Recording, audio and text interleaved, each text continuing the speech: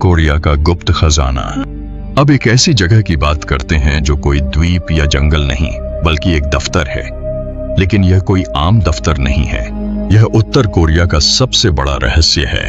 Room 39 आधिकारिक तौर पर यह वर्कर्स पार्टी ऑफ कोरिया के केंद्रीय समिति का एक विभाग है, लेकिन असल में यह किम राजवंश का व्यक्तिगत खजाना है। कहा जाता है कि रूम 39 एक गुप्त संगठन है जो किम जोंग उन और देश के अभिजात वर्ग के लिए विदेशी मुद्रा जुटाने का काम करता है, लेकिन इसका तरीका कानूनी नहीं है।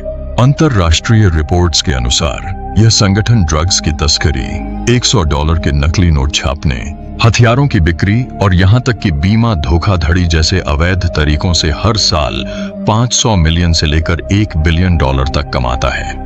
यह पैसा सीधे किम परिवार के ऐशो आराम और देश के परमाणु कार्यक्रम पर खर्च होता है। यह संगठन इतना गोपनीय है कि इसके बारे में बहुत कम जानकारी सार्वजनिक है। यह माना जाता है कि इसका मुख्यालय प्योंगयांग में वर्कर्स पार्टी की एक इमारत के अंदर है। यह एक ऐसी जगह है जहां बाहरी दुनिया का कोई भी व्यक्ति कदम नहीं रख सकता, और जो इसके अंदर काम करते हैं वे इसके रहस्य अपने साथ कब्र में ले जाते हैं। नंबर 3 डानाकिल एसिड पूल्स, धरती पर नर्क का द्वार। इथियोपिया के उत्तर में एक ऐसी जगह है जिसे पृथ्वी पर सबसे गर्म, सबसे सूखी और सबसे नीची जगहों में से एक माना जाता है। यह है डानाकिल डिप्रेशन। यहाँ का परिदृश्य किसी दूसरे ग्रह जैसा लगता है। उबलते कीचड़ के तालाब, हवा में सल्फर की जहरीली गंध और जमीन से निकलती गर्म भाप, इसे अक्सर नर्क का द्वार कहा जाता है। इस जानलेवा माहौल के बीचों बीच स्थित हैं यहाँ के एसिड पूल्स।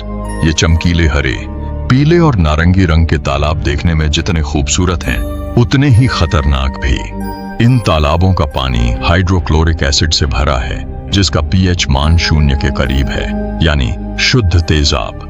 यहाँ का तापमान 100 डिग्री सेल्सियस से भी ऊपर पहुंच जाता है। वैज्ञानिकों का मानना था कि ऐसी जगह पर जीवन का कोई भी रूप मौजूद नहीं हो सकता, लेकिन 2017 में वैज्ञानिकों ने यहाँ पॉलीएक्स्ट्रीमोफाइल्स नामक बैक्टीरिया की खोज करके सबको चौंका दिया। ये सूक्ष्म जीव इस उबलते तेजाब में भी जीवित रहते हैं। यह खोज न केवल पृथ्वी पर जीवन की सीमाओं को फिर से परिभाषित करती है, बल्कि यह सवाल भी उठाती है कि क्या मंगल जैसे ग्रहों पर भी इसी तरह के चरम वातावरण में जीवन मौजूद हो सकता है।